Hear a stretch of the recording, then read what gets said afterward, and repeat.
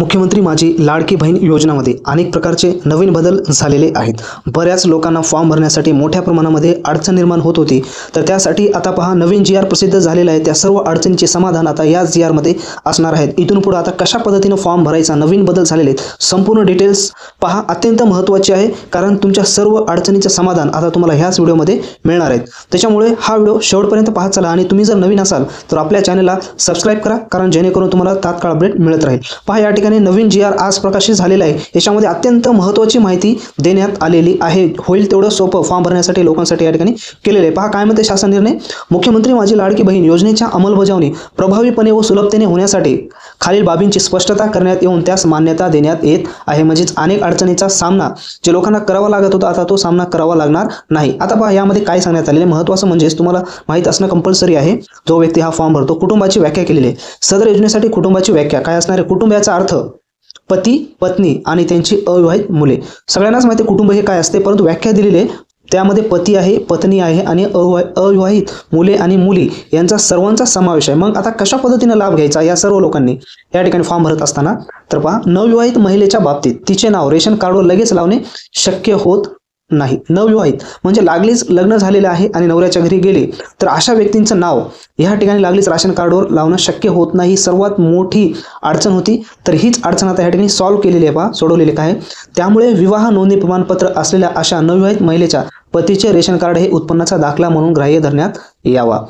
महत्त्वाचं म्हणजे ज्या व्यक्तींचा विवाह झालेला आहे आणि त्यांच्याकडे विवाह नोंदणी प्रमाणपत्र आहे अशा नवविवाहित महिलेच्या जो काही पती आहे त्या पतीचे रेशन कार्ड हे उत्पन्नाचा दाखला म्हणून ग्राह्य धरण्यात यावा, हे महत्त्वाचं आहे। त्याच्यानंतर पुढे परराज्यामध्ये जन्म झालेल्या व ती सध्या महाराष्ट्रात वास्तव्यात असेल अशा महिलेने महाराष्ट्रातील रहिवासी प्रमाणपत्र असणाऱ्या पुरुषासोबत जर विवाह केला असेल तर अशा बाबतीत त्यांच्या पतीचे जन्म दाखला किंवा TC किंवा रहिवासी प्रमाणपत्र गृहीत धरण्यात यावे। हे राहिले जी व्यक्ती बाहेर प्रांतामध्ये राज्यामध्ये जर असेल आणि ती जन्मली असेल बाहेर राज्यामध्ये आणि महाराष्ट्रातील व्यक्तीसोबत जर लग्न केलं असेल तर अशा व्यक्तीकडे ह्या गोष्टी असायला पाहिजे, जन्म दाखला, शाळा सोडल्याचे प्रमाणपत्र किंवा रहिवासी प्रमाणपत्र किंवा 15 वर्षापूर्वीचे रेशन कार्ड आणि 15 वर्षापूर्वीचे मतदान कार्ड। हे कशा पद्धतीने ओळखायचे यासाठी आपण एक व्हिडिओ तयार केला आहे, आपल्या ह्या यूट्यूब चॅनलच्या प्लेलिस्टमध्ये जाऊन तुम्ही पाहू शकता। पुढे पहा महत्त्वाचं, सदर योजनेचा लाभ घेण्यासाठी पोस्टातील बँक खाते ग्राह्य धरण्यात यावे।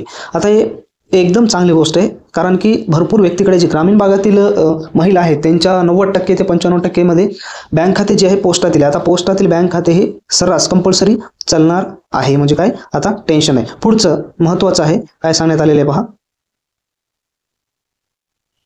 योजनेच्या ऑफलाईन अर्जावरील लाभार्थी महिलेच्या फोटो काढून तो ऑनलाईन अर्ज दाखल करण्यासाठी ग्राह्य धरण्यात यावे। आता जे काही महिला ऑफलाईन फॉर्म भरत होती तर त्यांच्यावरील जे काही फॉर्मवर लावलेला तोच फोटो आता ऑनलाईन अर्ज दाखल करण्यासाठी ग्राह्य धरण्यात येणार आहे। अगोदर ऑनलाईन काढावे लागत होते, महिलांना जावे लागत होते, आता एकदा तुम्ही फॉर्म दिला तर जाण्याची तुम्हाला गरज राहणार नाही। पुढे पहा, या योजनेअंतर्गत नागरी ग्रामीण भागातील बालवाडी सेविका, अंगणवाडी सेविका, NULM यांचे समूह संघटन, मदत कक्ष प्रमुख, आशा सेविका, सेतू सुविधा केंद्र, आपले सरकार सेवा केंद्र यांना पात्र महिलांचे अर्ज भरून घेण्यासाठी प्राधिकृत करण्यात येत आहे। म्हणजेच ह्या व्यक्तीकडेच आता तुम्हाला फॉर्म भरता येणार आहे। ज्या व्यक्ती सांगितलेल्या आहेत त्या व्यक्तींची निवड ही शासनाने केलेली आहे फॉर्म भरण्यासाठी।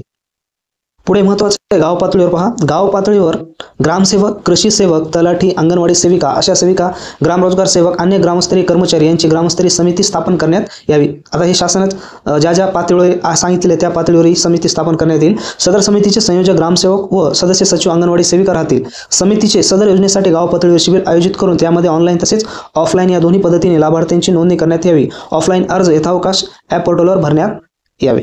ऑफलाईन किंवा त्या पोर्टलवर भरायचं आहे काय फॉर्म, म्हणजे हे गावाचा मुद्दा आहे। हे जे काही संबंधित अधिकारी असतील ते त्यांच्या पद्धतीनुसार त्यांनी योजना करतील।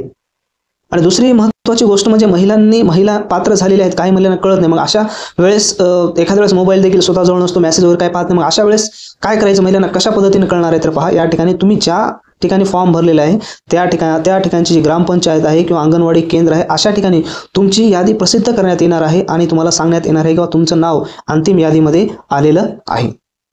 आणि दुसरी महत्त्वाची गोष्ट म्हणजे फॉर्म भरण्यासाठी पैसे किती लागणार आहे, भत्ता किती शासन देणार आहे, तर पहा या ठिकाणी हे जेवढे काही फॉर्म भरणार आहेत त्यांना या ठिकाणी ₹50 प्रोत्साहन भत्ता देण्यात येत आहे. प्रोत्साहन म्हणून त्यांना ₹50 दिले जाणार आहेत हा फॉर्म भरण्यासाठी. अशा प्रकारे मित्रांनो या जी आरमध्ये भरपूर अनेक प्रकारचे चांगले बदल झालेले आहेत.